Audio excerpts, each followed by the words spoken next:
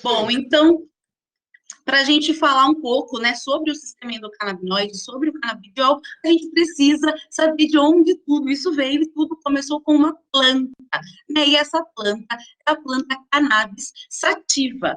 Ela é uma planta que é utilizada para terapêutica desde 2700 antes de Cristo. Então, ela é uma planta muito antiga, conhecida pela sociedade, e é uma planta que foi evoluindo junto com a humanidade, né? A gente tem relatos dela no mundo há mais de 10 mil anos. Então, ela foi uma planta que foi se desenvolvendo junto com os humanos. Existem 3 variedades principais, né, só para a gente entender um pouco dessa planta, sativa, indica e ruderalis, só que, como essa planta, né, evoluiu tantos anos e foram acontecendo cruzas entre elas, né, entre sativa, indica e ruderalis, durante todo esse tempo, a gente diz que hoje não tem mais nenhuma planta que seja pura, né, 100% sativa, indica ou ruderalis. Todas elas são híbridas de uma forma ou outra, e o que vai nos interessar é o conteúdo fitoquímico que tem nessa planta, ou seja, a quantidade e quais fitocannabinoides, terpenos e flavonoides são as moléculas ativas que estão na planta, em quais concentrações elas estão. Esse perfil fitoquímico é o mais importante quando a gente usa a cannabis com fins medicinais. Bom, e como eu falei, desde 2700 já na China, a cannabis já era utilizada com finalidade terapêutica, só que, né, com a Revolução Mexicana, com o aumento do proibicionismo e principalmente, né, uma forte propaganda e uma guerra às drogas que foi levantada nos Estados Unidos no começo do século XX, isso impactou muito tanto nas publicações científicas, então na pesquisa com a planta, isso a gente vai ver que impactou também o desenvolvimento, e o desenvolvimento, né, de medicinas a partir dessa planta, né? Então, a gente consegue ver aqui que as publicações, né, no PubMed com o termo medical cannabis, elas começam a aumentar, né, a aparecer em maior proporção a partir mais ou menos, né, de 89, 90, que é quando o sistema endocannabinoide foi elucidado. Mas a gente tem publicações, né, desde 1870, a gente já tem pesquisa feita com a cannabis. Então, a partir daqui, né, quando se descobriu o sistema endocannabinoide, essas pesquisas começaram a crescer e a gente começou a entender melhor como o canabidiol e os outros canabinoides conseguem interagir com o nosso corpo, né, e ter algumas ações, né, algumas atividades benéficas para muitas patologias. Esse corpo de evidência foi aumentando cada vez mais e a tendência é crescer mais ainda, porque a gente sabe que ainda tem muito a ser descoberto nesse campo, né? Então, a gente vai ver que para algumas patologias, a gente não tem ainda evidências conclusivas e robustas do uso do canabidiol, né, para aquele endpoint, né, para aquela patologia específica. E aqui a gente entende um pouco por que ainda não temos esse tipo de material, né? Muitas vezes não é, né, como é o caso, por exemplo, do Alzheimer, que eu sempre falo, não é que o canabidiol não atue no Alzheimer, mas a gente ainda não tem evidência conclusiva substancial, aqueles ensaios clínicos duplo cego, randomizado, que são necessários para que a gente afirme, né, cientificamente, eficácia e segurança. Bom, então aqui, como eu falei, algumas patologias, elas têm já uma base científica mais forte, então evidências conclusivas ou substanciais da sua efetividade na dor crônica, em náuseas, insônia e esclerose múltipla, fibromialgia e epilepsia, né, e outras doenças como dor não crônica, enxaqueca, autismo, ansiedade, doença de Crohn, cólon irritável, Parkinson, esquizofrenia, glaucoma e depressão, tem uma associação moderada, não conclusiva ainda, né, mas já aponta para uma ação efetiva da cannabis, e outras patologias como Alzheimer, artrite, transtorno bipolar, ainda carecem desses estudos. Bom, mas vamos falar então do sistema endocannabinoide, né? E por que que eu mostrei a planta cannabis e falei que foi lá que tudo começou? Porque realmente foi a partir da descoberta, né, e do isolamento dos principais fitocannabinoides, que hoje a gente conhece como THC e CBD, foi a partir dessa descoberta que os pesquisadores começaram então a se perguntar por onde aquelas moléculas agiam no nosso organismo e foram buscar esses receptores, né? Então, eles identificaram dois receptores que foram denominados receptor canabinoide tipo 1 e receptor canabinoide tipo 2. Então, foram buscar, né, quais seriam as moléculas endógenas que, né, se ligariam a esses receptores e provocariam mudanças, porque a gente não ia ter receptor no nosso corpo só para interagir com moléculas de uma planta. Então, eles descobriram essas moléculas endocannabinoides, que são as substâncias que nós mesmos produzimos no nosso corpo, no nosso organismo, e que se ligam a esses receptores, causando, então, essas transformações. Além disso, as enzimas que sintetizam essas moléculas endocannabinoides também compõem, então, esse que foi denominado sistema endocannabinoide justamente por isso, né? Endo de nosso próprio organismo de dentro e cannabinoide em homenagem à planta que originou nessa descoberta. Mas como a gente sabe, nós temos aí diversos sistemas, né? Nós somos divididos didaticamente em alguns sistemas, né? Sistema esquelético, respiratório, muscular, circulatório, digestivo, nervoso. Só que na faculdade a gente não aprendeu sobre o principal sistema responsável por integrar todos eles e regular a nossa homeostase corporal, que é o sistema endocannabinoide.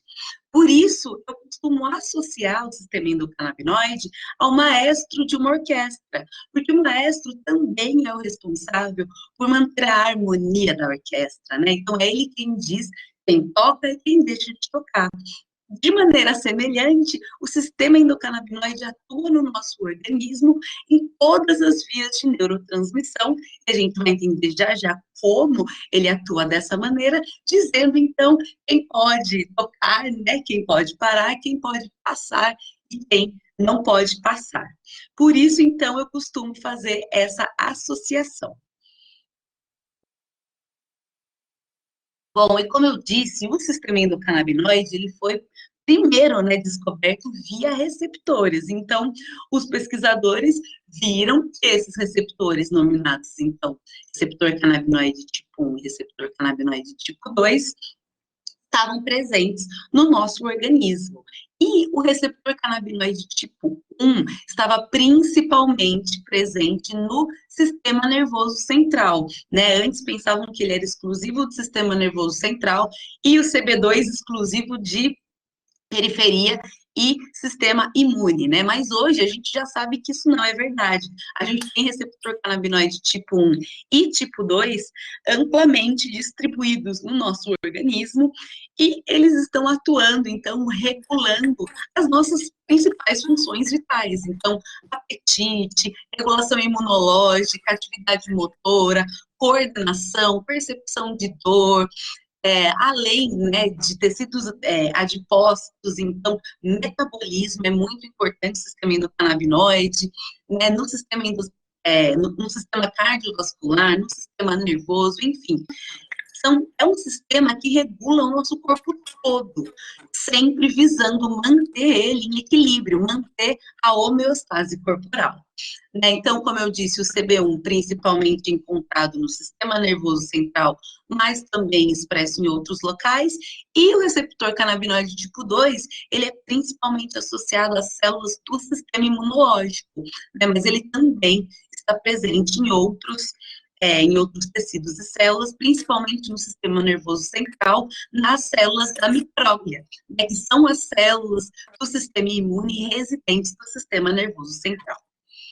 Bom, esses dois receptores, então, eles foram descobertos há 30 décadas, 3 décadas atrás, né? Então, é muito recente essa descoberta. Por isso também a gente ainda não tem essa disciplina, né, em todas as faculdades de medicina. A gente vê que algumas faculdades, principalmente fora do país, já estão inserindo, né, cadeiras de canabinologia, endocannabinolohia nas universidades, e essa é uma tendência que só vai aumentar, né? Com certeza, devido à importância e extensão de todo esse sistema e a complexidade que a gente vai ver já já, logo menos a gente vai começar, né, a ver essa disciplina se tornando, então, essencial, principalmente nos cursos da saúde. Mas esses receptores, então, tão importantes, foram descobertos recentemente, e eles são receptores do tipo metabotrópicos, ou seja, receptores que possuem 7 domínios transmembrana e são acoplados a uma proteína G. No caso desses receptores canabinoides, a proteína G que está acoplada neles é uma proteína G inibitória. Então, quando esse receptor canabinoide tipo 1 for ativado, né, por algum canabinoide, seja ele endógeno ou exógeno, né, vindo das plantas, esse receptor, então, vai realizar uma cascata intracelular inibitória. Ele vai inibir a adenilatociclase, ele vai inibir o influxo de cálcio e estimular o influxo de potássio, e também vai poder, né, alterar a expressão de genes. Toda essa cascata intracelular inibitória, né, vai reduzir, então, a excitabilidade neuronal e vai diminuir essa neurotransmissão, né, principalmente. Aqui a gente tem os receptores, né, CB1 e CB2, onde eles estão principalmente localizados, mas a gente não tem só receptor canabinoide que interage com as moléculas canabinoides, né? Então, os pesquisadores depois foram descobrindo outros receptores de um sistema expandido, que hoje é chamado de sistema endocannabinoidome, ou sistema endocannabinoide expandido, que é realmente essa interface dos canabinoides com diversos outros sistemas e receptores, como receptores metabotrópicos, como o GPR55, receptores vaniloides ionotrópicos, como o TRPV1, e até com receptores intracelulares, como é o caso do PIPAR. Bom, então aqui a gente, né, só para a gente ver como tanto os endocannabinoides, que eles vêm, né, de um precursor comum do ácido araquidônico, quanto os fitocannabinoides, que são essas moléculas vindas das plantas, eles podem interagir com diferentes receptores do nosso organismo com mais ou menos intensidade. É interessante a gente notar nesse slide que o canabidiol, ele tem uma interação muito fraca com os receptores canabinoides tipo 1 e tipo 2, que aqui está marcado como se fosse uma setinha mais clara, né? Isso é importante para a gente entender o mecanismo de ação do canabidiol, porque ele não se dá principalmente via receptor canabinoide, né? Ele se dá por outras vias, uma modulação, né, exógena do sistema canabinoide, que a gente também já vai ver. Bom, então esses ligantes endógenos que foram descobertos, né, logo em seguida aos receptores, eles são os mediadores lipídicos, né, que têm o ácido araquidônico, então, como precursor, que vão atuar no sistema endocannabinoide e ativar os nossos receptores CB1 e CB2. A anandamida foi a primeira molécula descoberta, né, e ela teve esse nome dado justamente por ser muito semelhante em sua atividade com a molécula THC, que é a principal molécula psicoativa da cannabis, né? Ela que causa alteração da percepção da realidade. E a anandamida... Não, velho. Você pergunta aquele computador, você não sabe. Não sei, velho. Luciano, eu acho que você está com o áudio aberto. Se você puder desligar, por favor, está dando interferência. Perdão. Bom, então vamos continuar. A anandamida, ela teve, né, esse nome justamente por essa semelhança. Então, o THC, assim como a anandamida, né, eles são agonistas do receptor canabinoide tipo 1. Então, ananda vem do sânscrito, que significa bliss, um estado de felicidade extrema, né, e amida é a sua terminação, né, da sua molécula. Então, ela foi denominada dessa forma, né, em homenagem a essa atividade. E o 2-araquidonilglicerol, ou também chamado 2-AG, foi o segundo endocannabinoide descoberto, mas a gente sabe que existem outras moléculas endocannabinoides, né, que também atuam nesses receptores e fazem transformações. Duas atuações são bem importantes dos ligantes endógenos, né, do sistema endocannabinoide, é que eles são produzidos e liberados sob demanda. Então, diferentemente dos outros neurotransmissores que a gente está acostumado a ver, né, que eles são sintetizados, né, ficam armazenados em vesículas e depois são liberados na fenda sináptica, os endocannabinoides, eles não atuam dessa forma. Então, a gente tem essas enzimas que vão ser responsáveis por sintetizar tanto a anandamida quanto o 2-AG, de acordo com a própria demanda, né, do neurônio pós-sináptico, que é onde elas são sintetizadas. Então, a partir desse estímulo, né, se esse neurônio recebe um estímulo, as enzimas sintetizam essas moléculas endocannabinoides a partir de precursores de membrana, né, como ácido araquidônico, enfim. Essas moléculas, elas são liberadas, então, na fenda sináptica, e percebam outra particularidade desse sistema, né, que essas moléculas, elas estão sendo produzidas, né, e saindo do neurônio pós-sináptico para agir, então, no receptor que está na membrana celular do neurônio pré-sináptico. Essa atividade é a atividade que a gente chama de ação retrógrada, que também é bem específica do sistema endocannabinoide. Então, esses neurotransmissores, né, eles são liberados na fenda sináptica e vão se acoplar aos receptores canabinoides tipo 1, que então vão reverberar em uma atividade inibitória celular no neurônio pré-sináptico, que vai diminuir a excitabilidade neuronal, consequentemente diminuir essa neurotransmissão. E isso pode acontecer em todas as vias de neurotransmissão. Então, a gente tem sistema endocannabinoide em vias dopaminérgicas, GABAérgicas, glutamatérgicas, serotonérgicas, todas as vias de neurotransmissão a gente tem esse sistema endocannabinoide. E depois que essa molécula, ela agiu no receptor, ela precisa, então, voltar para o meio intracelular para ser degradada e voltar todo o ciclo. Algumas proteínas transmembranas são responsáveis por fazer esse carreamento dessas moléculas do meio extra para o meio intracelular. Após, então, essas moléculas voltarem para o meio intracelular, a anandamida para o pós-sináptico, 2-AG para o pré-sináptico, elas são, então, degradadas pelas suas principais enzimas de degradação, MAGL para 2-AG e FAH para a anandamida, mas a gente sabe que tem outras tantas enzimas que também são capazes de degradar essas moléculas. Bom, então aqui, recapitulando, só para a gente ver, né, uma neurotransmissão com GABA, glutamato, a gente vai ter uma liberação dessas moléculas que vão agir nos receptores que estão presentes aqui na membrana pós-sináptica e vão ter reverberar em uma ação intracelular. Dependendo dessa ação, você vai ativar, né, a liberação, a síntese e liberação dos endocannabinoides, que irão agir nos receptores canabinoides da membrana pré-sináptica e reduzir essa neurotransmissão. Aqui, só para a gente ver uma outra atividade super importante do sistema endocannabinoide, que é essa neuromodulação.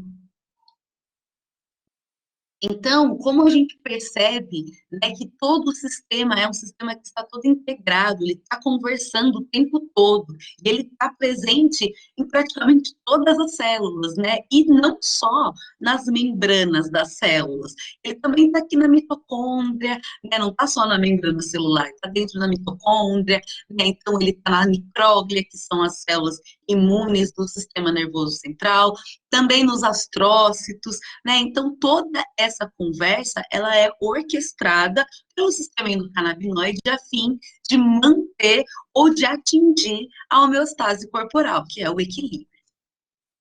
Então, esses são as três principais atividades do sistema endocannabinoide que eu gostaria que vocês saíssem daqui lembrando.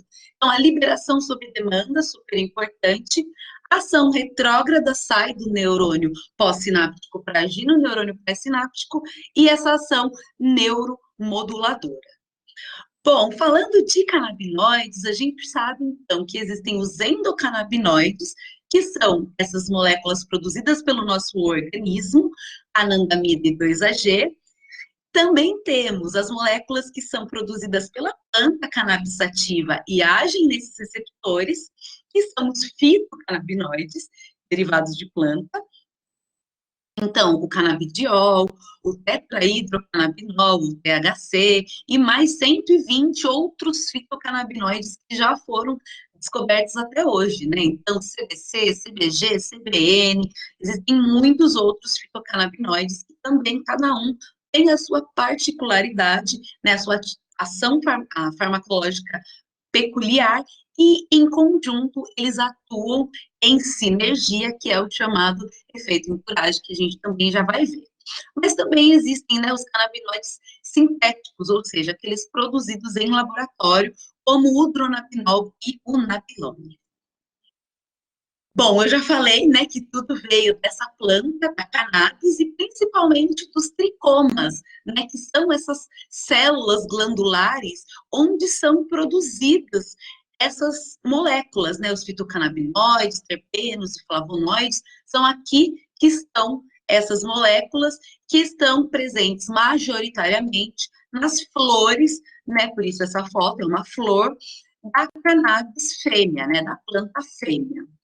Os fitocannabinoides, que são os canabinoides derivados, então, dessa planta, produzidos dentro dos tricomas, né, e extraídos para o nosso uso, eles são produzidos dentro da planta na sua forma ácida, na sua forma não ativa, do jeito que a gente conhece. Para eles virarem as formas, né, neutra ou a forma ativa farmacologicamente, eles precisam passar por um processo chamado descarboxilação, que pode ser feito por aquecimento ou por deixar, né, por um tempo a planta, enfim, tem vários processos, né, que podem ser feitos aqui para essa descarboxilação, normalmente é feita por aquecimento, para então a gente ter as moléculas, né, na sua forma neutra, que aí sim vão atuar no nosso sistema endocannabinoide, tendo aquelas ações que a gente já conhece, né? Então, o THC, principalmente por ativar receptor canabinoide tipo 1,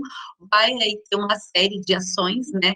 Como antinocicepção, né, diminuidor, sedação, relaxamento muscular, aumento do apetite, né, algumas disfunções cognitivas e as ações psicológicas, né, de alteração de percepção da realidade que a gente já conhece.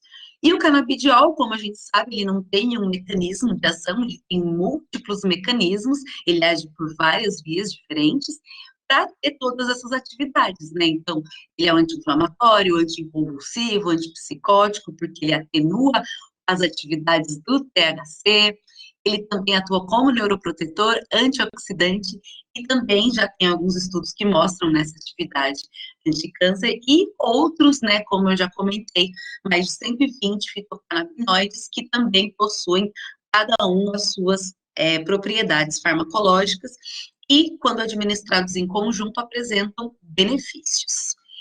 Bom, o canabidiol é o fitocannabinoide mais conhecido pelos efeitos medicinais da planta cannabis.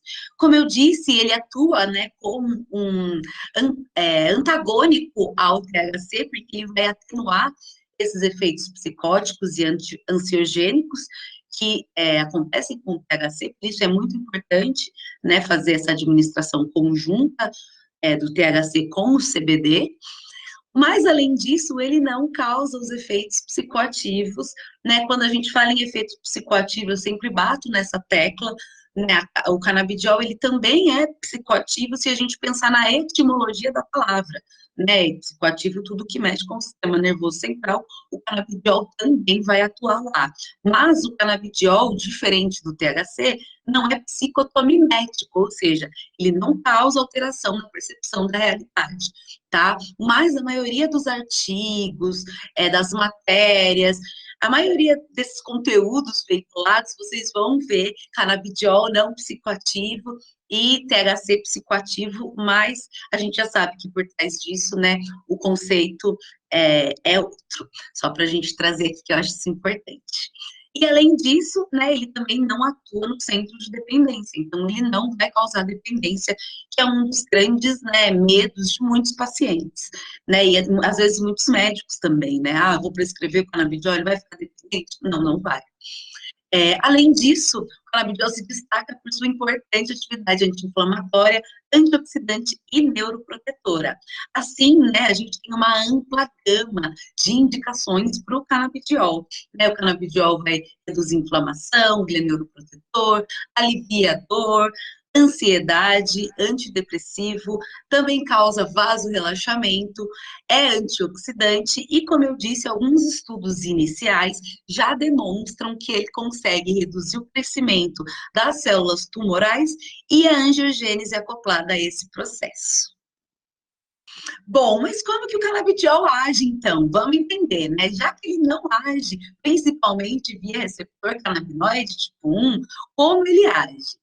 Então, ele age principalmente pelas vias indiretas, ele vai modular o sistema endocannabinoide, só que via outros receptores, transportadores e enzimas, né? Mas ele atua nos receptores canabinoides?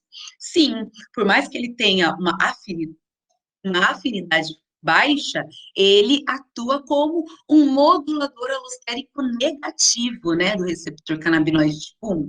Por isso, ele age como um antagonista não competitivo do THC e de outros agonistas CB1. Só para a gente lembrar, né, o que acontece com um modulador alostérico negativo, né, só para ficar mais claro na nossa cabeça, o que acontece? O canabidiol, então, sendo um modulador alostérico negativo, ou seja, um antagonista não competitivo, ele vai se ligar em um sítio alostérico diferente do sítio alostérico que os agonistas se ligam. Mas, mesmo assim, ele vai conseguir impedir, ou no caso do canabidiol, reduzir a ação desse agonista, de maneira não competitiva, porque ele, diferente de outros antagonistas, né, que vão competir pelo mesmo sítio de ligação, ele não age pelo mesmo sítio. Bom, mas essa atividade, então, é bem baixa. Como eu disse, ele age principalmente pelas vias indiretas, como inibindo a recaptação celular da anandamida pelas proteínas FAB. Lembra que eu disse que essas proteínas são responsáveis pela recapitulação celular intracelular da anandamida, dos endocannabinoides, e inibindo essa recaptação, você aumenta o aporte da anandamida, assim como ao inibir a hidrólise, né, da anandamida pela enzima FA, você também aumenta, né, esse aporte de endocannabinoides. Mas, além disso, o canabidiol também atua em outros receptores, né, como agonista dos receptores vaniloides RPV1 e do receptor 5-HT1A, né, muito importante na ansiedade, depressão, e TRPV1 também na modulação da dor. Também atua como antagonista alfa-1 adrenérgico e antagonista opioide, também importante na modulação da dor, e ainda inibe a recaptação celular de adenosina e bloqueia, né, o receptor GPR55. Então, essas são as ações, né, principais do canabidiol, por onde ele age. E agora vamos falar, então, sobre essa relação cinética que eu tinha comentado entre os fitocannabinoides, que é o chamado efeito comitiva ou efeito entourage, né? Ou seja, quando todas as moléculas ativas da planta são administradas em conjunto, elas têm uma sinergia, ou seja, né, elas têm uma ação benéfica farmacológica maior do que quando essas moléculas são administradas de maneira isolada. Aí, por isso, você consegue administrar uma dose menor, consequentemente, você vai ter um efeito, né, chances de efeitos colaterais menores com esse óleo, né, full espectro, então, que é o óleo de espectro total, que além do canabidiol, vai ter outros fitocannabinoides, terpenos, flavonoides, que são moléculas ativas que também possuem atividade farmacológica, que vão, então, atuar em conjunto. Né? A gente sabe que o THC, nesses óleos full spectrum, ele está presente até 0,3%. Então, é uma concentração muito baixa, não vai causar alteração na percepção da realidade, é uma concentração realmente só para ajudar esse efeito entourage, essa relação de sinergia entre as moléculas. Além disso, a gente sabe que o canabidiol, as moléculas, né, canabinoides isoladas, elas se comportam dessa maneira, né? Então, elas se comportam como a gente chama de curva em U invertido, né? Quando você tem uma dose muito pequena, sem atividade, você atinge, então, aumentando as doses, a sua dose ideal, e aumentando mais ainda, você vai perdendo a atividade farmacológica, diferente do full spectrum, que costuma ter uma curva, né, com platô, sendo, então, mais indicado. Mas, por isso também, não só por isso, a gente sempre indica, né, a titulação da dose, iniciando com doses baixas e aumentando gradativamente. Acho que o doutor Vitor vai falar melhor para vocês sobre isso. Bom, para mostrar, então, um pouco mais sobre a segurança também, né, do canabidiol, como eu disse, ele não age no centro de dependência do cérebro e também não é capaz de causar morte, né? Desses mais de 10 mil anos de cannabis, nunca houve relato de um óbito por overdose de cannabis, seja ela rica em THC ou rica em CBD, e esse slide ali elucida bem o porquê. Então, aqui a gente vê, né, os pesquisadores, eles marcaram os receptores canabinoides tipo 1, onde o roxinho é onde a gente quase não tem receptor, bem pouquinho, e onde está vermelho é onde tem uma alta densidade desses receptores. E o que a gente observa nessa imagem? Que as regiões que são relacionadas com as patologias que se beneficiam, né, da cannabis medicinal, então, gânglios da base, núcleo accumbens, córtex, hipocampo e cerebelo, eles têm altas densidades de receptor canabinoide tipo 1. Mas quando a gente olha para a região do tronco encefálico, que é a região responsável, né, pelas funções vitais cardiorrespiratórias, a gente vê que quase não existe receptor canabinoide tipo 1 nessa região. Ou seja, é impossível, praticamente impossível, né, um paciente ter uma parada cardiorrespiratória por overdose de cannabis, né? Então, a gente sabe que é uma medicação bem segura, principalmente quando a gente compara com os opioides que são muito utilizados para dor, né, e eles sim, a gente sabe que tem uma população maior aí no tronco encefálico. Bom, falando sobre um pouco sobre posologia e vias de administração, como eu falei, né, a posologia a gente sempre indica começar com uma dose baixa e ir titulando aos poucos, porque não existe uma dose padrão. A medicina canabinoide ela é totalmente individual e personalizada. Cada indivíduo vai responder de uma maneira e cada produto também vai ser diferente, porque a gente já viu, né, que cada um vai ter um perfil químico muitas vezes, né, uns flavonoides diferentes, terpenos. Então, a gente tem muita variabilidade, né, dentro dessa medicina. Por isso é muito importante a personalização, individualização da dose, tá, pessoal? Bom, de acordo com essa revisão sistemática, então, né, a gente vê aqui que não tem uma dose usual de canabidiol, então as doses variam de menos de 1 até 50 miligramas por quilo por dia, ou seja, não é uma janela terapêutica, né, é uma porta, é muito grande, então não tem como a gente dizer que realmente existe um padrão, é individual. Para as vias de administração, A absorção do canabidiol, ela é aumentada quando a gente está em estado alimentado, principalmente com gorduras, de preferência gorduras boas, né, como abacate, azeite, óleos. Porque o canabidiol, ele é lipofílico, ele já está, né, dissolvido aqui, ele já está diluído em óleo de coco, que é um MCT, que também é um veículo que ajuda nessa absorção. Mas é importante, né, a gente tentar aumentar essa absorção, porque quando a gente administra pela via oral, a biodisponibilidade do canabidiol é muito baixa pelo extensivo metabolismo de primeira passagem hepático. O canabidiol, ele é muito metabolizado, então a gente tem uma perda muito grande. A gente vai ver que é 6% a biodisponibilidade. Por isso, quando possível, a gente sugere que seja utilizada a via sublingual, né, porque essa via evita o efeito de primeira passagem hepática, vai aumentar a biodisponibilidade e o conforto do paciente, né, e até o bolso, porque vai usar menos produto. Então, o metabolismo é hepático, a excreção principalmente pelas fezes de urina, e o canabidiol, por ser altamente lipofílico, ele pode se acumular nos tecidos adiposos, né?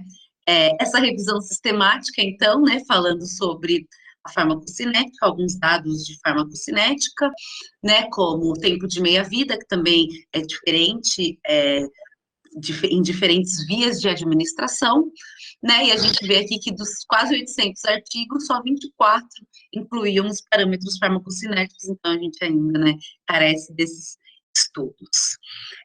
Aqui, só para diferenciar, né, principalmente no Brasil, a gente ainda não pode a via tópica, nem a vaporização, mas só para a gente ver as principais diferenças, né, de início e de tempo de duração, né, principalmente entre a oral e a oromucosa, que de duração não é tanto, mas principalmente do tempo de início, né, que vai variar bastante.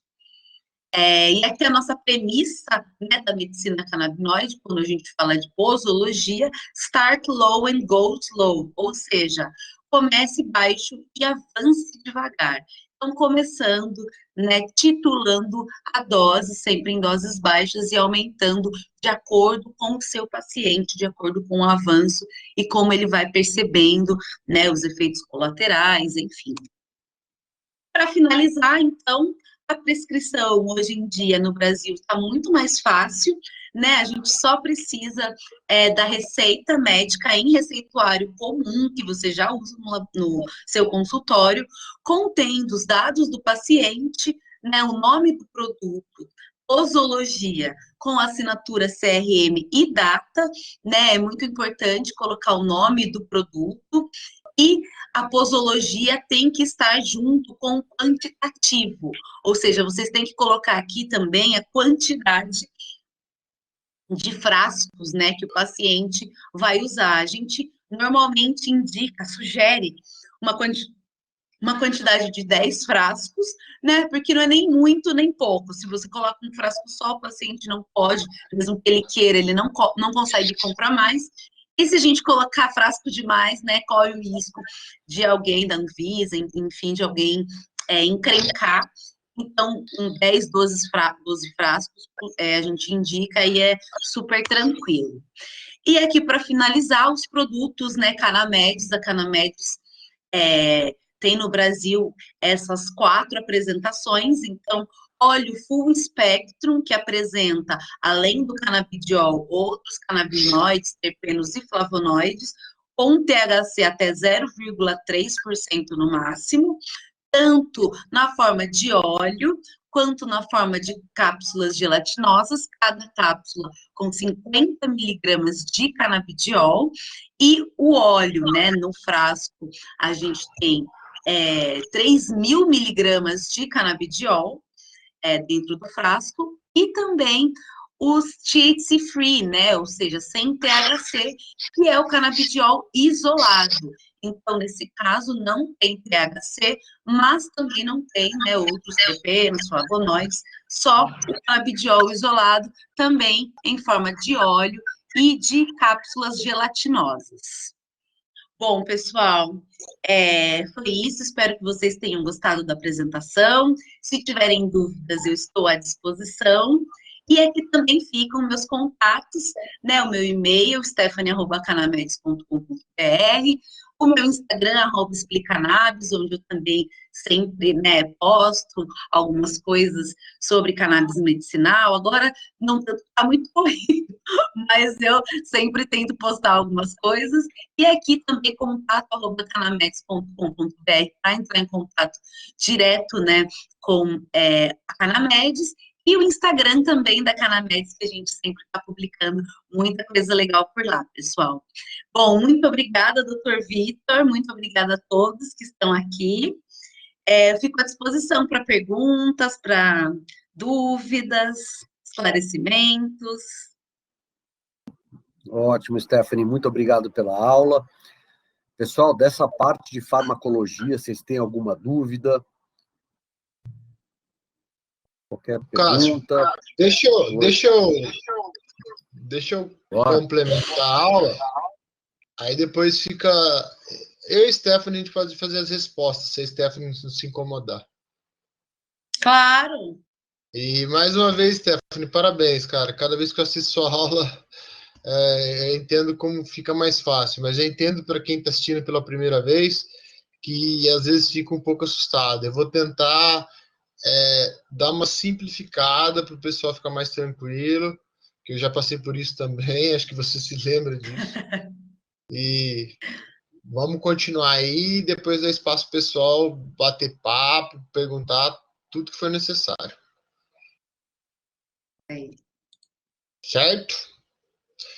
Então vamos lá. Meu nome é Vitor, eu sou médico neurologista, tenho formação pela Santa Casa de São Paulo, fiz pós em epilepsia e depois trabalhei 10 anos com esclerose múltipla. Há 3 anos, mais ou menos, eu resolvi aprender a medicina endocannabinoide por uma fatalidade. Meu menino é autista e o canabidiol mudou a vida dele para melhor. Aí eu falei, caramba, eu acho que eu posso ajudar as pessoas.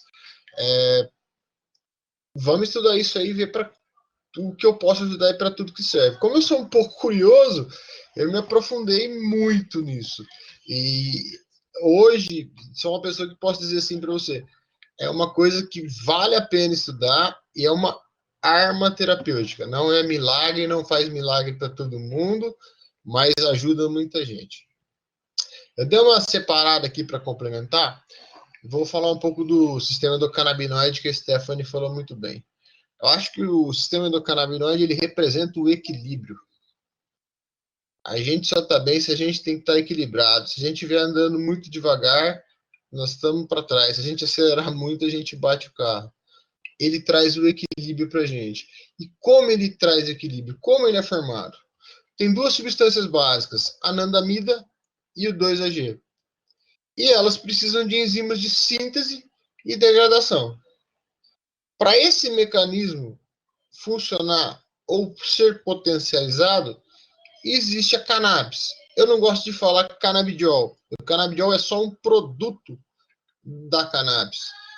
Eu prefiro falar cannabis, porque tanto o THC, quanto o CBG, quanto o CBN, quanto o canabidiol é importante. A soma deles todos faz o efeito entourage que ajuda eles a funcionar melhor. Então, é um sistema inteligente que possui um feedback reverso que procura buscar o equilíbrio, certo? Nos Estados Unidos, cerca de 10% das universidades médicas hoje já tem na grade curricular o sistema endocannabinoide. Aqui no Brasil, o ano que vem, a Universidade de São Paulo, a Escola Paulista de Medicina, talvez introduza na grade do primeiro ano o sistema endocannabinoide, como sistema anti-inflamatório. Vamos falar um pouco da planta. Acho que vocês já devem ter recebido uma série de representantes. O que vocês precisam saber se o produto é de qualidade? Primeiro, a cannabis é uma planta fitorreceptiva. Ela absorve tudo do solo. Então, existem alguns certificados que mostram que essa planta não tem componentes tóxicos, como os pesticidas, agrotóxicos, etc. e tal. Existem certificados. Um deles é o GMP, que fala das desses cuidados de plantio e extração. Eu acho que é legal vocês terem noção disso para saber se vocês estão prescrevendo um produto bom. E outro é o CEO, que é o que mostra no rótulo quanto que tem de THC, de CBD, quanto tem por gota, qual a miligramagem e tal. Todo rótulo, todo produto, você tem que verificar se tem uma data de validade e tal. A gente que já mexe um pouco de tempo a mais, a gente recebe várias coisas e recebe lá produtos sem validade, coisas que não geram confiança. Então, primeira coisa, tente buscar um produto de confiança que tem data de validade, tem certificado GMP e pesquisem sobre isso, atende a demanda de vocês. Certo? Quando a gente fala de produtos, vocês já devem ter ouvido muitos termos. Por exemplo, full spectrum, broad spectrum e CBD isolado. O que é isso? O full spectrum é o que mais se aproxima da planta. Tem todos os fitocannabinoides, todos os terpenos e os flavonoides. Só que, devido à legislação, a quantidade de THC é 0,02 aqui no Brasil, 0,06 na Alemanha, acho que nos Estados Unidos 0,03. Talvez tenha errado alguma coisa. O broad spectrum é a planta inteira com 0 de THC, tá? E tem o CBD isolado. Qual a vantagem do full spectrum? Você tem o efeito entourage. O efeito entourage faz com que você potencialize a planta, consiga economizar a dose e torne-se um produto mais barato e com a dose menor para o paciente. Porque a gente sabe que na nossa realidade é um produto caro, não é todo mundo que tem acesso. Certo? Outra coisa que precisa ser desmistificada. THC. O THC, ele não é o vilão. Ele tem que saber ser usado. Aqui no Brasil, a gente tem essa legislação, mas em outros países, como por exemplo na Califórnia, no Canadá, para dor crônica, para câncer, o THC é o predominante. Por que eu estou falando isso? Porque às vezes as pessoas olham lá THC 0,02% e acham que aquela pequena quantidade vai ser psicotóxica. Ela não vai ser psicotóxica, ela vai ser psicoativa. São duas coisas diferentes. Então, é uma coisa que vocês têm que ter na cabeça, lógico que tem que ter precaução com o THC para crianças abaixo de 10 anos, onde o sistema límbico, a parte anterior do giro frontal não está formada, mas tirem esse medo da cabeça, certo? Ele é fundamental tanto quanto os outros canabinoides, ou talvez seja o mais importante deles. Outra coisa, idade e peso. Não existe dose por quilo. Não existe de jeito nenhum. A dose você vai descobrir após você traçar uma estratégia, começar gota a gota e atingir a dose que o paciente vai te dizendo. Idade é ao contrário do normal. Idosos recebem uma dose bem menor do que crianças. Crianças têm um metabolismo muito rápido, então geralmente precisam de doses dobradas ou triplicadas do que um idoso. Certo? Quando você vai começar um tratamento, você tem que traçar o perfil do paciente. Eu, como neurologista, o que eu tenho muito de canabidiol, Alzheimer, eu acho que é o que eu mais tenho, sou fã, acho que é um crime não usar para Alzheimer, tá? Principalmente nas fases moderadas e graves. Parkinson, epilepsia, autismo, dor, e agora está entrando muito nessa parte de cuidados paliativos e câncer, tá? Cada paciente você enxerga de uma determinada maneira. Cada paciente você tem que sentar e traçar uma estratégia terapêutica a fim de obter um objetivo. Por exemplo, vamos entrar na área do Luciano, meu amigo, prazer estar aqui falando contigo, psiquiatra. Tem uma paciente com um transtorno bipolar que toma 2, 3 antipsicóticos, está refratário a tudo. Você começa a usar cannabis. Você traça uma estratégia. Para que eu vou usar? com qual objetivo? Geralmente, né, a estratégia é você conseguir uma melhora do paciente e diminuir a maior quantidade de psicotrópicos possíveis. Aí você vai adaptando com a família até atingir um objetivo que vocês determinaram, certo? Isso também serve para dor, isso também serve para Parkinson, isso também serve para autismo, etc. e tal. Uma coisa que eu acho assim, super importante para quem está começando, ou até para quem já tem uma certa experiência, é ter paciência e explicar para o paciente de que é uma ferramenta terapêutica. Não faz milagres. Tem pacientes que se beneficiam muito. Tem pacientes que não têm resposta e não adianta. Tá? Então, a gente, na empolgação, às vezes, é um produto caro, o paciente aposta todas as fichas e aí se decepciona. O cara melhorou 30%, 40%, mas achou que tinha que melhorar mais. A hora que ele tira, ele vê o quanto era bom. Então, um pouco de cautela para iniciar. Eu, hoje, sou muito mais conservador do que 3 anos atrás. Por quê?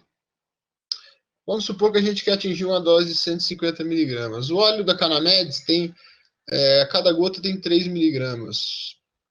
Então, antes eu começava com 2, 3 gotas, 3 vezes ao dia, subia a cada 4 dias, e às vezes eu obtinha resultados não dentro do que eu entendia como ideal.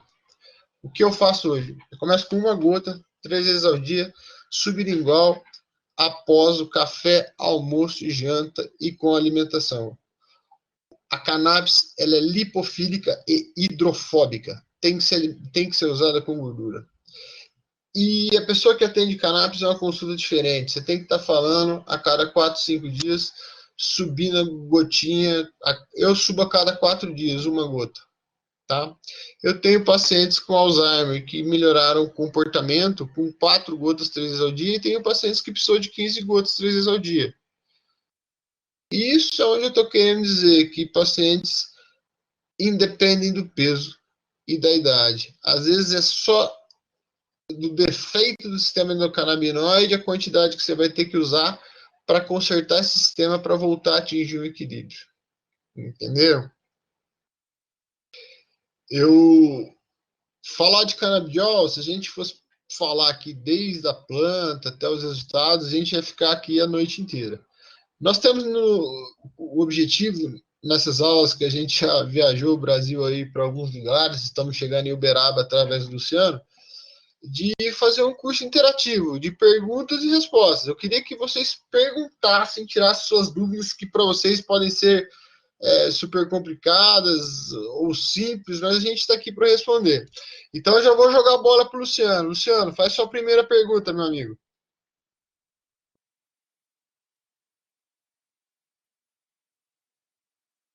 Vitor, qual a sua experiência com canabidiol e ansiedade? Tenho uma boa experiência com canabidiol e ansiedade. Inclusive, eu tomo para ansiedade. Eu uso, Luciano, assim, 99% dos casos, o full espectro. Eu só uso o isolado para criança abaixo de 9 anos ou pessoas que no passado tiveram em uso recreativo efeito adverso ao THC. Por exemplo, se o cara foi lá na faculdade, fumou, entrou em crise de pânico e tal, você não vai poder usar o THC porque a pessoa vai passar mal, certo? Tirando isso, eu uso o full espectro. Geralmente, a dose que você precisa para ansiedade não é uma dose alta. Você consegue mais ou menos, começando com uma gota 3 vezes ao dia, com 5, 6 gotas, que daria 15, 30, 45, 50 miligramas por dia, atingir um bom resultado. Diferente, complementando, acho que sua próxima pergunta, a depressão, que você precisa usar uma dose praticamente dobrada do que para ansiedade. Então, para ansiedade, ele tem uma resposta mais fácil e melhor mais rápido do que para depressão. Vamos lá. Doutora Camila, faça uma pergunta, por favor.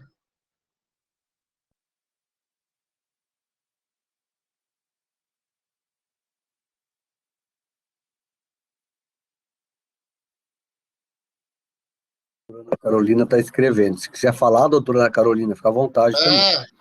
Pode digitar, falar.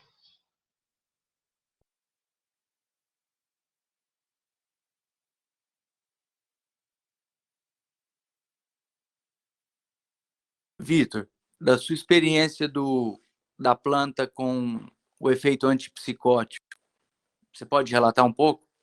Posso, cara. Eu vou pedir para vocês, quando terminar a aula, entrar no Instagram da Canamedes, tem um caso publicado lá de uma paciente minha que também é mãe de um amigo seu, Rogério Porcionato. Você lembra, Luciano?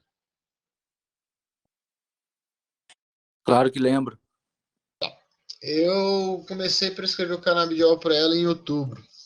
Ela tem um transtorno esquizofrênico misturado com bipolar e iniciando um quadro demencial. Eu cheguei para atendê-la, ela evacuava 4 a 5 vezes por dia nas calças, saía na rua, achava que não tinha os órgãos, mostrava os seios, se jogava no chão, tinha que ter 2, 3 cuidadoras à noite. Na ocasião, ela tomava 20 miligramas de olanzapina, 20 miligramas de aripiprazol, 600 miligramas de quetiapina, 1.200 de trileptal, 4 miligramas de Rivotril e 150 de pregabalina. Fazem 6 meses isso, tá? Hoje ela toma 20 gotas, que são 60 miligramas do óleo full espectro 3 vezes ao dia.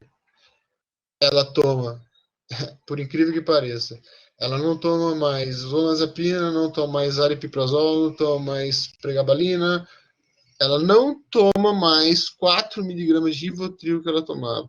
Hoje ela toma 100 miligramas de quetiapina, o trazodona e o canabidiol. Ele tem um ótimo efeito antipsicótico, só que geralmente é uma dose alta, cara. Entendeu? Você precisa usar às vezes até 150, 200 miligramas por dia. E assim, você tem que traçar uma estratégia. Quando eu sentei com a família, eu falei, ó, vamos começar com esse. A hora que eu achar que eu estou atingindo a dose ideal, eu vou tirar uma medicação de cada vez. Comecei com o Rivotril, deu certo, depois tirei o olanzapina, depois tirei o trileptal e consegui chegar até 100 miligramas da quetiapina. Cara, hoje... Oi? Desculpa, mesmo nesses casos, a dose começa bem baixa também, né, doutor? Sempre. Start slow and go slow. Comece devagar e suba devagar para o paciente, para você ir achando a dose ideal. Hoje, a dona Dina Tereza, por incrível que pareça, ela senta, conversa, voltou a cozinhar, voltou a lavar roupa, participa da vida. Ela melhorou 90%. Talvez seja o caso que eu tive melhor resposta na minha vida, talvez por ser meu melhor amigo. Eles acreditaram muito, deu certo.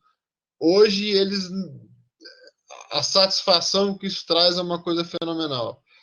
Mas o grande segredo aí, Luciano, é você deixar claro para a família que é uma opção terapêutica e que você vai tentar melhorar o caso. Se for possível, com a cannabis, você vai tirando aos poucos os outros remédios. Eu tenho tido, mesmo por ser neurologista, o pessoal já vem com o psiquiatra acompanhando, né? Então, eu sempre jogo junto. Eu administro a cannabis, eu batendo papo com o psiquiatra, a gente vai tirando junto. É muito bom, só que tem que ter paciência, um pouco mais demorado, porque para você atingir uma dose mais alta, você vai demorar um pouquinho de mais tempo.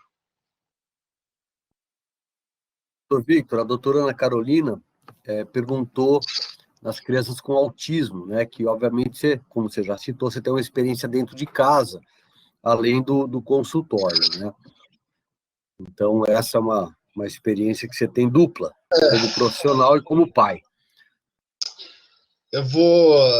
Dessa vez eu vou falar só como profissional, tá? O autismo é uma desconexão com o meio ambiente, ele vive dentro do próprio meio dele. O que você procura com a medicação melhorar? Trazer a pessoa o mais perto da realidade. Fazer com que ela socialize melhor, que ela consiga se comunicar, que ela seja menos agressiva às vezes, que ela interaja melhor, e que talvez um dia ela consiga estudar, ler, escrever, etc e tal, dependendo do grau. Eu acho que é a escolha número 1 para essa parte do autismo. O único cuidado que tem que ter é se o autismo for muito leve ou se for Asperger e menor que 9 anos, eu, Vitor, particularmente, começo com o CBD isolado, com medo de manifestações psíquicas no futuro, tá?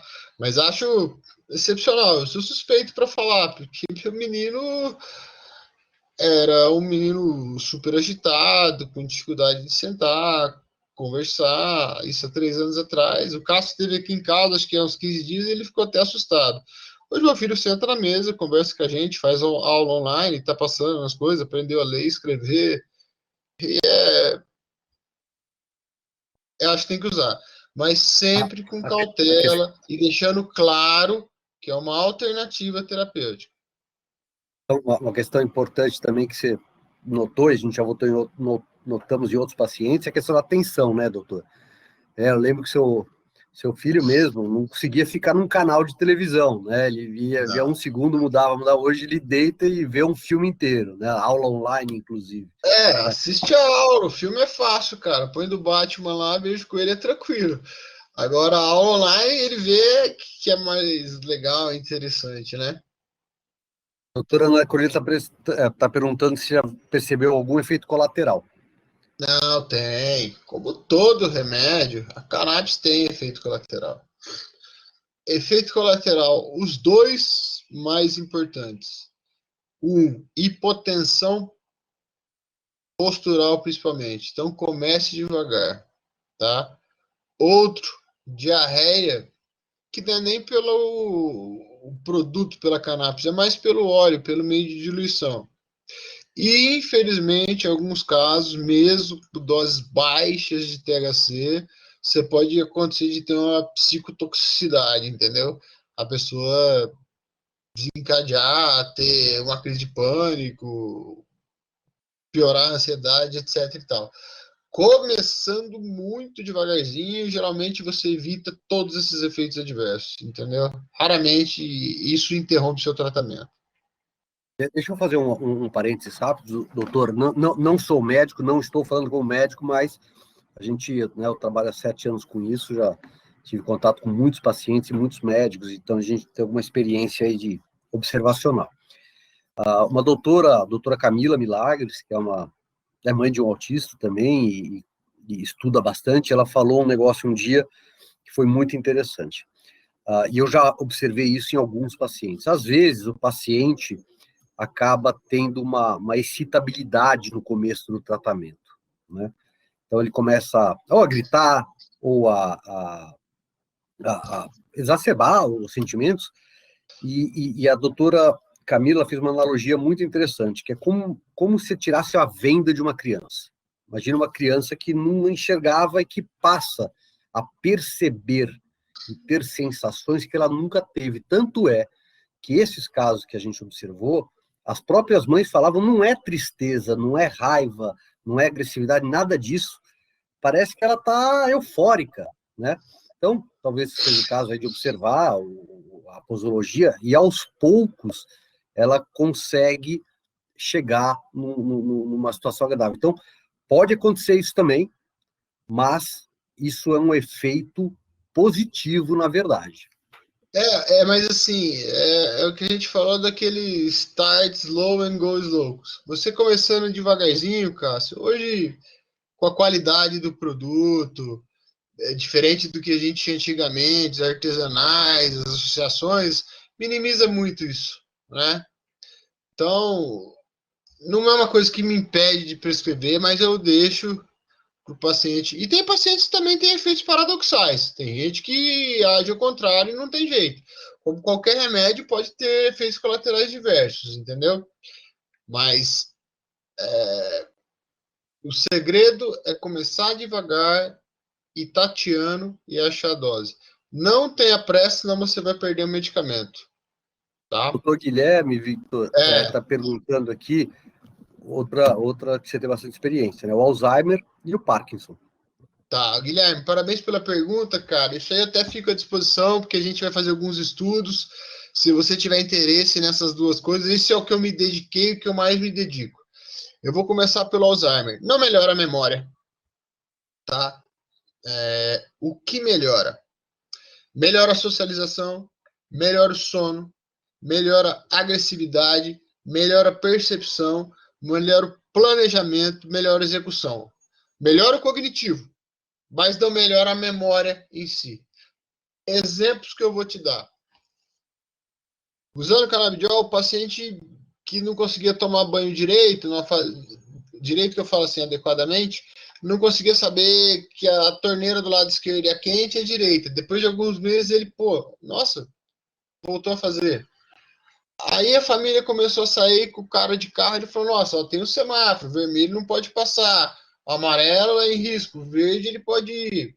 Começou a perceber faixa de pedestre, começou a perceber câmeras de segurança que tinha na casa dele, que antes ele não fazia ideia. Então, de uma forma geral, para o Alzheimer, principalmente nas fases moderadas e graves, para conter a agitação, melhorar o sono, melhorar a socialização e participação, cara, eu acho fenomenal. Agora, a memória, cara, você sabe como o neuro que degenerou, não tem como melhorar.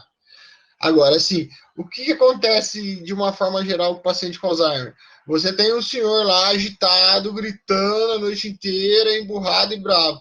Com a cannabis, você tem aquele senhor bonzinho, que senta na sala, dá uma risada, participa com a família. E para a família isso, cara, é fundamental. Não precisa melhorar a memória, eles querem ter o pai ali, querem ter a mãe ali, participando. E a família consegue, com amor, contornar a situação toda. Então, eu acho, para mim, Vitor, é o que eu tenho os melhores resultados. A satisfação familiar é uma coisa muito importante. Lembrando, paciente com Alzheimer sempre é um paciente idoso, na maioria das vezes já são pacientes emagrecidos, então você tem que começar com dose baixa e subir devagarzinho, porque você atinge a sua dose alvo com, às vezes, 15 miligramas, cara, 3, 4 gotinhas 3 vezes ao dia, entendeu? Queria falar alguma coisa, Guilherme?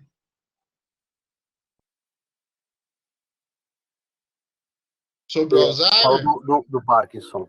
Não, eu vou falar. Só quero ver se o Guilherme, sobre o Alzheimer, está satisfeito com a resposta, quer perguntar mais alguma coisa. Excelente. Não, Vitor, excelente. Obrigado, cara. Assim, pelo que eu percebi, tem uma melhora funcional importante. Isso, né, isso é interessante para a família, para o paciente também.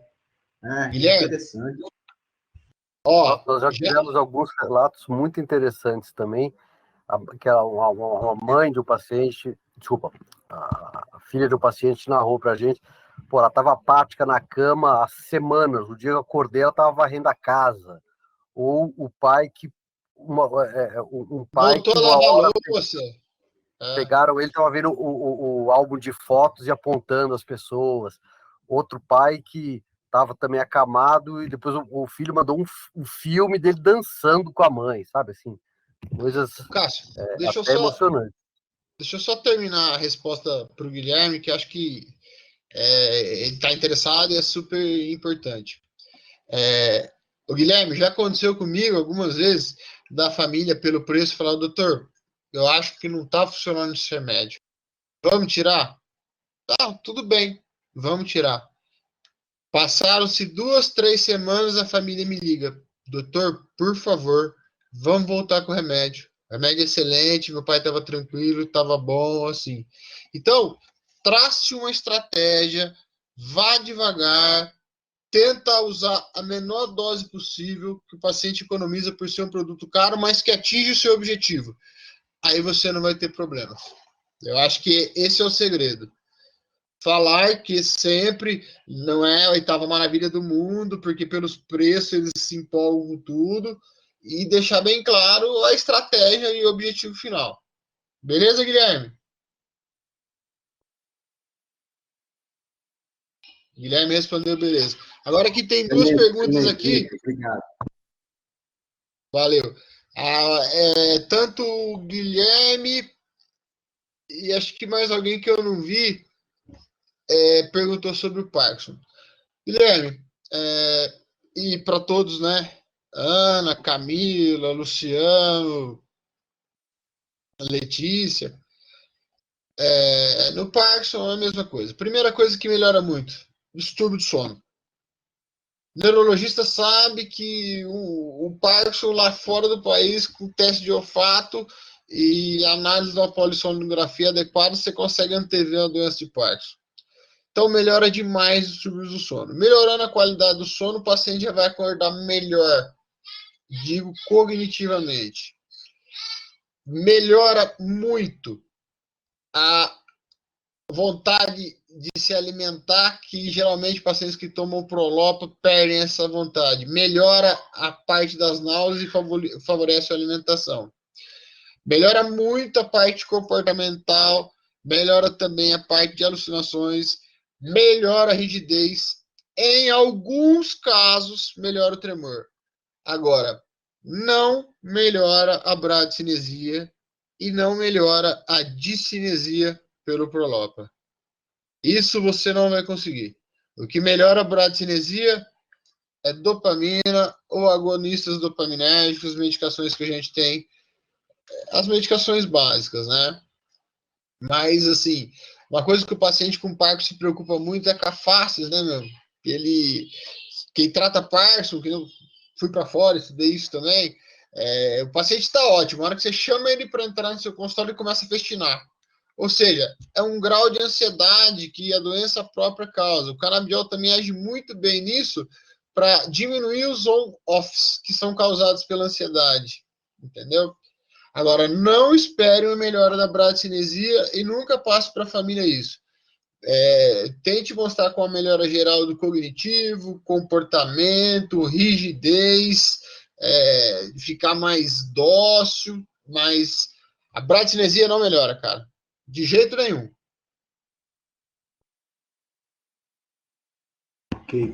Ok, Vitor. Obrigado, viu? Tá. Excelente. A Ana Carolina está perguntando se o uso do canabidiol está liberado para dor, paciente terminal epilepsia de difícil controle.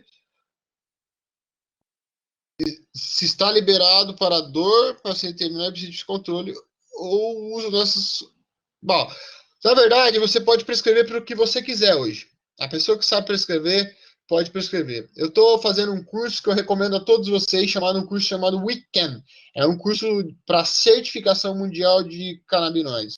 Eu já estudei muito e estou aprendendo. Dor crônica. THC é fenomenal. Dor crônica refratária e geralmente com uma associação neuropática. Tem resultados excelentes, só que geralmente você precisa de uma dose maior de THC. Então, você usa um óleo rico em CBD, full espectro, e às vezes você precisa dar uma complementada com THC. O câncer e cuidados paliativos é exatamente a mesma coisa. Excelentes resultados, diminui o sofrimento, diminui os efeitos adversos da quimioterapia, diminui a apatia da quimioterapia, diminui a hiperemese da quimioterapia, só não diminui a queda de cabelo. A quimioterapia torna-se menos difícil, porque é muito difícil para o paciente tolerar. E melhora também muitos efeitos colaterais dos quimioterápicos, como, por exemplo, neuropatia periférica, cardiotoxicidade, que pelos receptores CB1 e CB2, em vários sítios de ação, ele consegue modular esses efeitos adversos da quimioterapia. Ô, Vitor, me desculpa, cortou o áudio aqui. Você começou a falar no começo que pode usar para qualquer doença, desde que tenha indicação. A minha pergunta foi que pela Anvisa só é liberado para doença terminal, tipo câncer, e epilepsia de difícil controle. Hoje ela já liberou para outras doenças, como é que está isso? Desde 2015. Hoje, Ana, você não precisa nem fazer relatório. Você passa a receita médica, você não precisa nem dar para o paciente. Você manda para o representante, pede para a família entrar em contato com o representante, que ele junto faz um cadastro na Anvisa. Em 15 dias, 10 dias libera o cadastro, 15 dias o remédio está lá. Você não precisa nem fazer um relatório para quê. Eu tenho paciente que eu uso para bruxismo, distúrbio da TM, feridas operatórias de difícil cicatrização, entendeu? Cuidados paliativos para câncer. Acho que é um mercado muito grande, muito inovador, só que, assim, precisa de uma dedicação, porque é uma medicina um pouco diferente, é uma medicina mais integrativa, entendeu? Só para responder, doutora, O a CID não Anvisa, precisa colocar. Nada. Hoje, a nada. Anvisa, antes, no começo, a Anvisa aprovou para esclerose múltipla e para epilepsia refratária. Em 2015, isso mudou. Ela aprovou o uso do canabidiol para uso compassivo, né, que é de compaixão mesmo. E você pode usar naqueles tratamentos, aqueles pacientes que não têm resposta com qualquer outra medicação. Então, a preconiza, avisa exatamente isso. Para uso compassivo, você pode usar para qualquer coisa. Entendi, obrigado. Tá na Anvisa. Por exemplo, ó, uma coisa que os neuros e o Luciano. Insônia, gente. Cara, 5 gotinhas essa noite. Um frasco tem 1.000 gotinhas. Você vai pagar R$800. Divide 1.000 gotinhas por 5, dá 400, dá quase um ano, cara. Funciona para insônia. Se o seu Zolpidem não funcionar, se o seu Donarém não funcionar, para você evitar uma tarja preta, vale a pena você tentar um canabidiol, entendeu? Então, é tudo relação custo-benefício. Trace uma estratégia, siga essa estratégia e faça o paciente participar da sua estratégia para que haja uma cumplicidade para ter um objetivo melhor, para ter um resultado melhor, perdão. Certo, obrigado.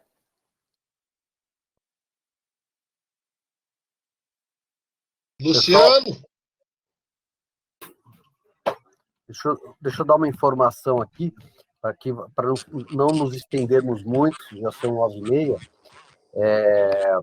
Qual que é o procedimento, pessoal? É isso que o doutor Victor falou, né? O médico, uma vez avaliado e confortável em prescrever, quando ele prescreve, ele passa para o representante. Aí é necessário uma solicitação de autorização na Anvisa. Super fácil de fazer. Médico não faz isso, representante não faz isso. Quem faz isso é o paciente ou o responsável legal, ou filho, ou não precisa ser legalmente responsável, mas é o responsável. Por quê? Porque essa solicitação é feita no portal do governo federal, é necessário um login e uma senha, isso dá acesso à vida inteira da pessoa. Tá? Então, tem alguns concorrentes meus que fazem isso pelo paciente. Isso, na teoria, é crime. Isso é falsidade ideológica. Eu não posso entrar no portal do governo federal e falar que eu sou o doutor Guilherme, ou doutora Ana Carolina, ou doutora Camila, ninguém, porque me dá acesso à vida inteira da pessoa. Imposto de renda, CNH, benefícios, aposenta, tudo. Então, a gente tem um filme, a gente tem um passo a passo, a gente manda o link, se precisar, a gente vai na casa do paciente. Mas quem faz isso é o paciente ou o responsável. Tá? Essa autorização demora 1, 2, 3, 4, 5 dias para sair. Menos de uma semana, varia um pouco de acordo com a fila lá. Uma vez com a autorização em mãos, a gente tem que juntar identidade do paciente do responsável legal, se tiver, prescrição médica, comprovante de residência, o pagamento é feito lá fora e chega na casa do paciente. É proibido ter estoque no Brasil. Tá? O que tem no Brasil é um produto da Prate Dona Duzi, que é um canabidiol isolado, aparentemente a qualidade não é tão boa, e é o isolado, né? Não tem o efeito comitiva, a presença dos outros canabinoides, e é mais caro que o importado. Tá? Então, qualquer detalhes que vocês queiram sobre esse processo, estamos à disposição. O Rodrigo, que é nosso representante, está à disposição. O doutor Luciano tem meu telefone, eu vou passar aqui também. Rodrigo, passa seu telefone. Esse procedimento de vocês prescrever, passar o nosso contato e a gente ajuda toda a parte burocrática, tá bom? Eu também me coloco à inteira disposição. Tenho amizade com o Luciano aí de 20 e tantos anos, né? A gente fez cursinho junto, nunca perdeu contato. E o Luciano tem meu celular, pode passar para todo mundo, depois a gente disponibiliza aqui. Estou aqui para dar respaldo no começo para vocês. Eu vou colocar aqui no celular. Acho que vocês não têm que ter medo, vocês têm que ter uma estratégia. Se você não tiver isso, você não vai atingir o resultado. Eu acho também, doutor Victor, que o uso do canabidiol, no começo, para quem está começando, aqueles casos refratários, aqueles casos que vocês não estão tendo resposta com a medicina tradicional, está difícil, de excitabilidade, de agressividade, principalmente, distúrbio de sono, a chance de ajudar é muito. E, por sinal, pessoal, a gente disponibiliza para vocês, eu acho importante que vocês tenham a experiência, caso vocês tenham interesse.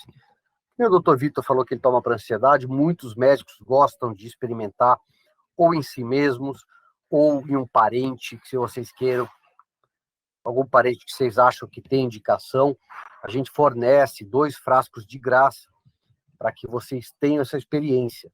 É importante que vocês conheçam, que vocês sintam, né? Que não é nenhum bicho de 7 cabeças que não vai fazer mal para ninguém. Estamos à disposição dentro de todo o rito, né? Anvisa, tudo bonitinho, a gente manda para casa de vocês exatamente como rege a legislação, caso vocês tenham interesse, de novo, ou para vocês ou para um parente, dependendo da... Mas é um começo, doutora, é um começo. É um começo para avaliar, né? Para vocês conhecerem e avaliarem a evolução do tratamento. Combinado, doutor Guilherme? Eu vou passar para vocês depois o modelo de receita tem que ser feito. É importante, a receita ela tem que ter o nome comercial, o quantitativo, quantos frascos. A gente recomenda sempre colocar 6 ou 12. A posologia, carimbo, assinatura e data, receita branca normal, tá? Não, mas assim, os 6 ou 12 frascos não é para o paciente comprar. É só para que ele não precise estar refazendo constantemente o cadastro da Anvisa, para durar mais tempo. Você pode, eu coloco 10 frascos toda vez. Aí o paciente... A autorização da Anvisa, ela dura 2 anos, ponto. Né? Mas a receita, ela dá a possibilidade para o paciente comprar até aquele número de frascos. Né? A gente tem promoções. Um frasco custa $150, o frete custa 60. Mas se comprar 3 frascos, a gente não cobra frete. Se comprar 5 frascos, a gente não cobra frete e dá um frasco de graça. E recebe 6. Se a receita tiver 3 e ele quiser comprar 6, ele não vai poder. Vai parar na Anvisa, vamos ter que pedir uma receita nova para a gente apresentar e aí liberarem a remessa. Então, se colocar 6, ele pode comprar 1, pode comprar 2, pode comprar 3, até 6. Então, ele é limitado por remessa a comprar até o limite da receita. E ele pode usar essa receita várias vezes. Ele pode comprar 6 hoje, 6 daqui uma semana, se ele quiser. Tá? Mas a limitação é na fiscalização da Anvisa no aeroporto. Para efeito de solicitação de Anvisa, pode botar um frasco. Mas aí, se o paciente quiser comprar 3, ele vai ter que pedir uma receita nova para vocês. E aí acontece como o doutor Vitor, muitas vezes, né? O paciente quer comprar um pouco mais, doutor Vitor, por favor, troca a receita, acaba incomodando vocês. Tá? Então a gente fala, óbvio, se quiser, coloca 6, caso o paciente queira aproveitar a promoção. Mas, obviamente, isso é decisão de vocês. Respondendo a pergunta da Ana Carolina, Ana Carolina, geralmente sugiro 3 frascos, tá? Acho que 3 frascos dá para você ter certeza se vai dar certo ou não.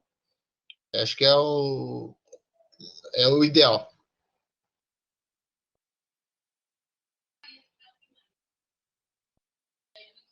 Uma pergunta, pessoal? Comentário?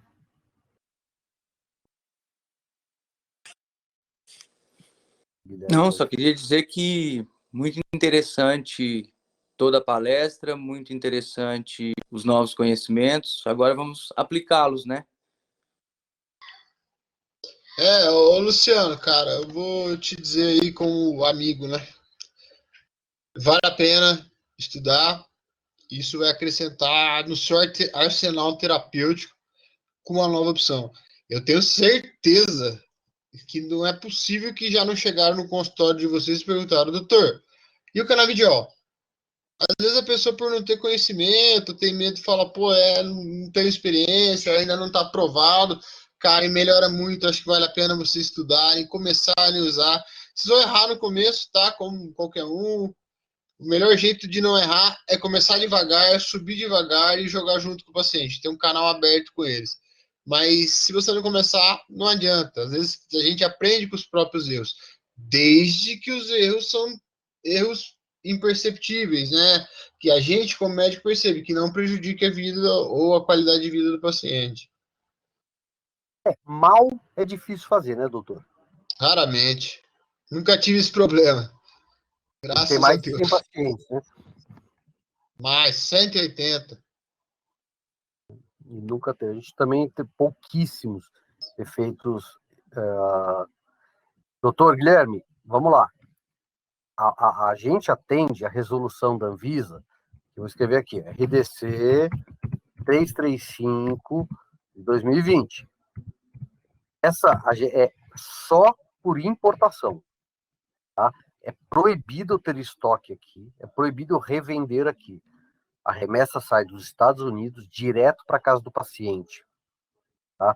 Então, a única que tem na farmácia é esse da Prate Dona Dulce, tá? Que não sei por quê, todo mundo tentando há mais de ano, eles conseguiram em 2 meses, é um produto isolado, né, que não tem esse efeito comitiva, né, que a Stephanie falou, o doutor Vitor falou, que é a sinergia de todos os canabinoides que promove um efeito Cássio, melhor.